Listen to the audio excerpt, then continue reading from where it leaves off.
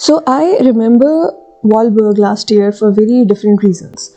It's an amazing festival. All the students are active, all the societies, all the nations are participating. And last year it was actually my first ever public gathering in Uppsala, in fact. And at that time, I remember that there were two particular things that happened that were really interesting. Number one, I was able to see Uppsala from the lens of a wheelchair user for the first time. It was so crowded. You could see the entire city on the roads. Everybody was involved, and it was remarkable. I love it when I see a city come to life and a city comes together. It creates a sense of security for some reason. It just creates a sense of unity, harmony, and you feel secure being part of such a community. If it's a dead city, then you feel dead by the end of the day. So I remember that I was patrolling, and instead of just having a good day, which I do try to, you can't shut your third eye.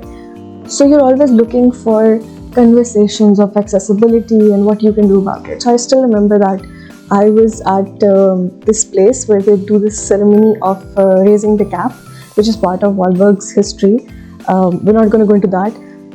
But and instead of just sitting there, I started talking to them about how that place could become accessible.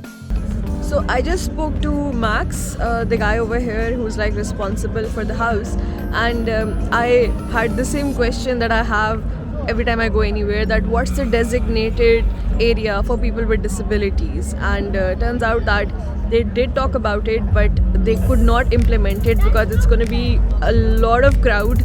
So even if they do designate, it's going to be a lot of crowd anyways. But there's a solution to that probably we can do at other events or next time. That is that you designate a spot, and then people with disabilities or people in wheelchairs should come earlier, at least an hour or two earlier, to avail that area. And there's a lot of space over here. If there was like a marked space that okay, the disability sign over here, I think that would have been really cool. But there isn't any, and it's a cool cultural activity over here in Uppsala today. So I think these are some of the tweaks that we could do to make the experience more inclusive. And I'm here 2 hours early just to play my part and be early and get the spot that I think would be a good one and a safe one for myself. Other than that, that day is also very special for me because I was particularly struggling with friendship that day. I was particularly struggling with company that day. I was having a good day, but I was still somewhere, struggling. And then at one point, I remember I started moving towards the main building of the student office. And why did I do that? Because I had to go to the bathroom. And I wasn't even sure if that place would be open. I wasn't sure, but you have to, ride on the back of hope to get anything, right? So I went ahead and I went to that office. And while I was walking to that office, I realized a lot of other people are coming with me as well, and we're actually walking in the same direction. And we reached the entrance of that building and it's locked. What do we do? And turns out that one of them was able to open it because she worked there. So she opened the door and we all went inside. I got a chance to go to the bathroom, which was great. But at the same time, when we just took a breather, we all were sitting, we striked up a conversation and we started talking. And I spoke about my board game, and it was so inspiring because that entire group was actually part of the batch of the Sustainability Development course at Uppsala. And one of them was actually the course coordinator for another department. And she immediately asked me that if I would be interested to deliver a short lecture or a course or any seminar, anything based on my board game, Whoopie Town. And I said, I'm your girl. But it was just so remarkable that it's not just about getting this opportunity. I actually ended up becoming friends with all of them, and we went back together to where I was, and we enjoyed the entire ceremony together.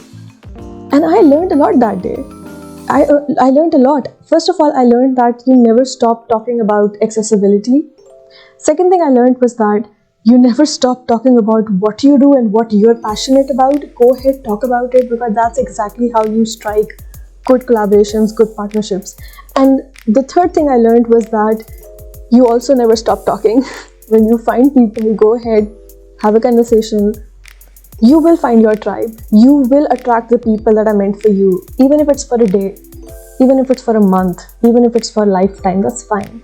As long as there is value exchange, it's a good exchange. So let that happen. Don't care about the timeline.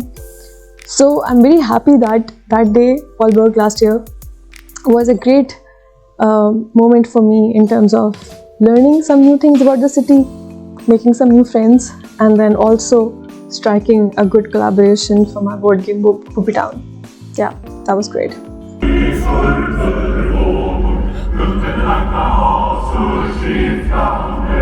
I'm gonna copy these moves now, yeah?